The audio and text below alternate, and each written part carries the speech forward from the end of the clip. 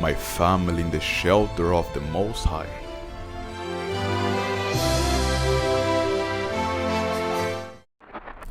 Hello po sa inyong lahat.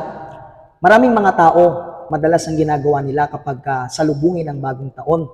Sila ay nasa iba't ibang lugar.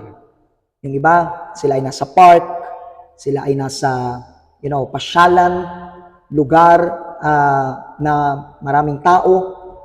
Yung iba naman nasa bahay, kasama ng family, friends, and mga relatives doon para salubungin ang bagong taon. And they are wishing na kapag, 12 midnight na, sasabihin nila, Happy and Blessed New Year. And anong nangyayari kapag tapos? The same pa rin. May mga family pa rin na problemado, the same pa rin na problema, the same pa rin na sitwasyon, na para bang yung sinabi nila nung 12 midnight na Happy and Blessed New Year ay hindi nangyayari sa buong taon. Ngayon, tatanungin po kita, gusto mo po ba na magkaroon ng kakaibang taon? Gusto mo po ba na magkaroon talaga ng pinagpala, masaya na bagong taon? Ang pinakamagandang lugar na pwede nating puntahan at salubungin ang bagong taon ay sa tahanan ng Diyos. Kaya iniimbitahan ka namin sa darating na December 31, ngayong Martes, para salubungin ang bagong taon sa tahanan ng Diyos.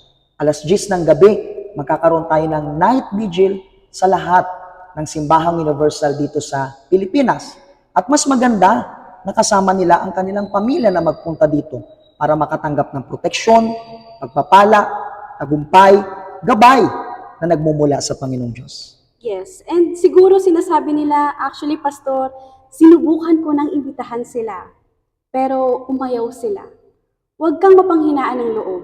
Ikaw yung makipaglaban para sa kanila. Huwag mong hayaan na sila ay maging hadlang para ikaw ay hindi makapunta.